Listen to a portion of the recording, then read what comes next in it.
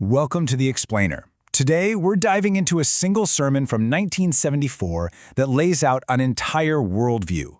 It's a story about a perfect past, a world at war, and a final urgent mission for humanity. So let's get right into the ideas of Reverend Sun Myung Moon, pulled straight from this really pivotal speech. All right, so the sermon really unfolds in 5 main parts.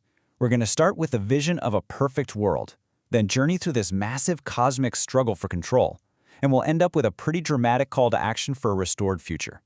First up, the original ideal.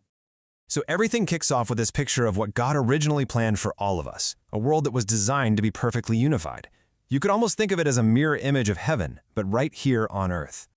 The sermon imagines a world with absolutely zero barriers between people, a single global civilization where everything, culture, even language, would just flow from one central source, God. And this vision of unity, it goes really deep. The sermon describes a world with no war, no division at all. Why? Because humanity itself would act like a single body, with God as the brain directing everything. In a world like that, conflict isn't just something you avoid, it's literally impossible. Okay, but if that was the ideal, the sermon then takes a sharp turn to look at a very different reality. It gives a diagnosis for why our world is so full of division and conflict. So, the central question becomes, what happened? How did we get from that perfect ideal to this? The sermon's answer isn't some slow, gradual decline.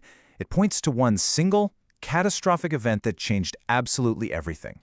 And that event is called the fall. The sermon points to this as the one and only cause for all the world's problems.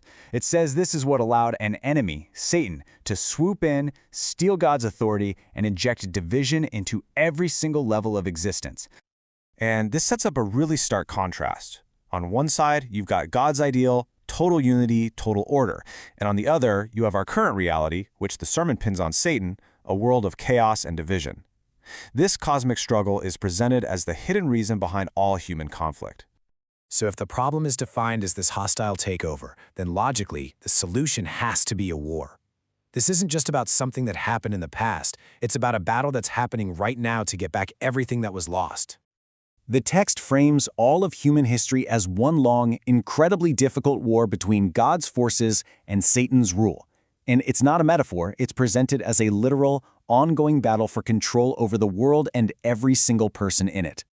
And this is where it gets really interesting. The sermon argues that the two sides are fighting with completely different weapons. Satan can use force, lies, deception, but God, because he's bound by principle, has to fight with things like love, patience, and even suffering. And this one idea is used to explain why this cosmic war has been dragging on for thousands of years. Now, this whole cosmic battle isn't just fought by gods and demons. The sermon brings it right down to the individual level. It issues a direct call to action and defines exactly what kind of person is needed to fight on God's side. And that person is called the Heavenly Patriot.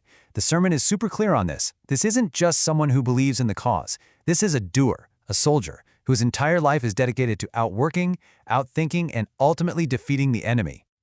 So the bar isn't just set at being good. The standard is to be more dedicated to your cause than your enemy is to theirs. It really frames the whole mission as a battle of pure willpower. And this mission wasn't just some abstract concept. It was grounded in a very specific time and place. New York City, 1974.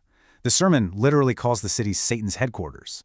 The mission for followers was to reclaim it by working harder and showing more passion than anyone they considered to be on the other side, from communists to criminals.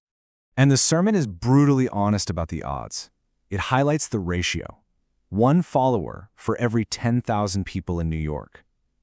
This frames the mission as this impossible David versus Goliath struggle, where the only way to win is through a kind of supernatural commitment.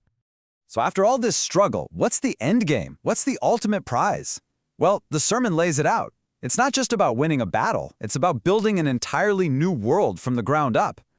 The promised reward is a return to that original ideal, one single global nation under God. And in this future, everything we use to organize our societies today, democracy, communism, even things like national borders, they're all described as becoming completely obsolete. All divisions, whether they're cultural or racial, are said to just disappear. So, There you have it, the whole narrative. A paradise that was lost, a world at war, and a mission that demands absolutely everything from its followers to win it all back. And this brings up a really crucial question about any worldview built on this kind of model. What does a demand for total, unconditional sacrifice tell us about the psychology of the movement itself?